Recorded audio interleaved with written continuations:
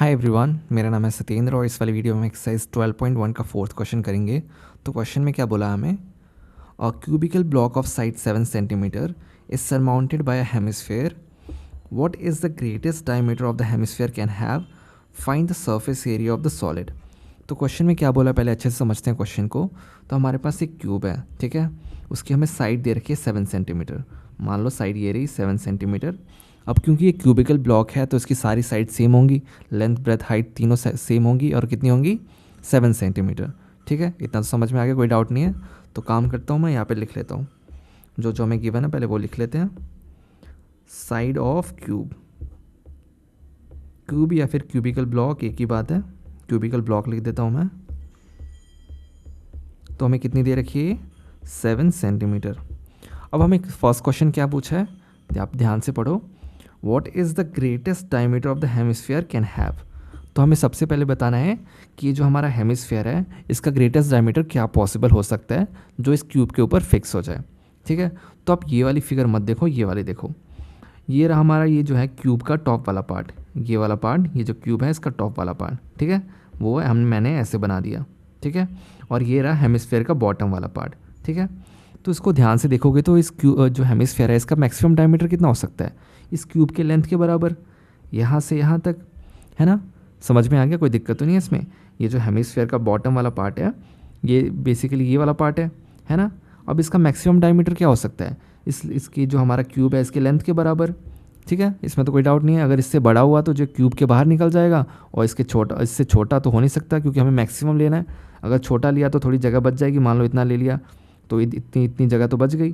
तो हमें मैक्सिमम लेना है, तो मैक्सिमम कितना ले सकते हैं, जितनी इस क्यूब की लेंथ है उसके बराबर। ठीक है, तो हम फर्स्ट क्वेश्चन का आंसर लिख देते हैं, ग्रेटेस्ट डायमीटर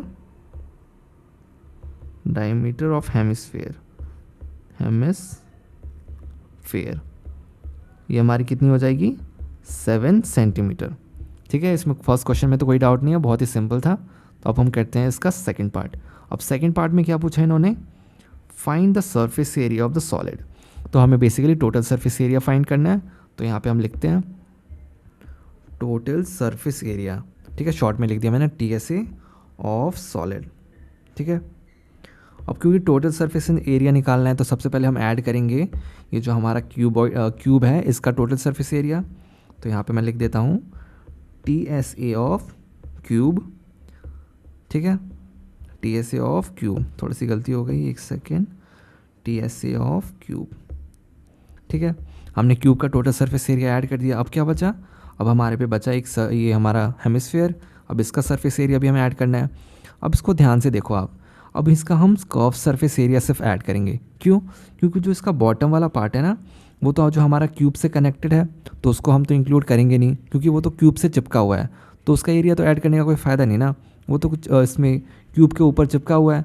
तो सिर्फ हम कर्व वाला पार्ट का एरिया ऐड करेंगे। इसलिए हम क्या ऐड करेंगे, CSA ऑफ हेमिस्फीयर, मतलब curve surface area of hemisphere. मैं इसको यहाँ पे लिख देता हूँ, curve surface area of hemisphere. ठीक है, और एक चीज़ इसमें, एक सबसे इंपॉर्टेंट चीज़ जो इस क्वेश्चन में है वो है, अब ध्यान से सुनना। ठीक है, अब देखो जो हमारा क्यूब है इसकी हमने 6 साइड्स का सरफेस एरिया ऐड कर लिया, लेकिन हमें ऐसा करना नहीं है। क्यों नहीं करना, जो इसका टॉप वाला पार्ट है ना, टॉप वाले पार्ट पे ये हेमिस्फीयर रखा हुआ है। ठीक है, ये हेमिस्फीयर का बॉटम पार्ट रखा हुआ है टॉप वाले पार्ट पे। आप इस वाली फिगर को देखो, मान लो ये क्यूब का टॉप वाला पार्ट है और इतने पार्ट में तो हेमिस्फीयर रखा हुआ है, तो हमें ये वाला पार्ट तो माइनस करना पड़ेगा ना, क्योंकि टोटल सरफेस एरिया में ये वाला पार्ट क्यों ऐड करना, क्योंकि इतने पार्ट में तो ये हेमिस्फीयर रखा हुआ है। सिर्फ हमें ये जो इतने पार्ट बचे रहे ना, ये कोने कोने में सिर्फ ये वाला पार्ट चाहिए, क्योंकि इतने पार्ट में तो हमारा जो बाकी पार्ट बचा, बाकी पार्ट में तो हेमिस्फीयर रखा हुआ है, तो इतने पार्ट को हमें माइनस करना पड़ेगा।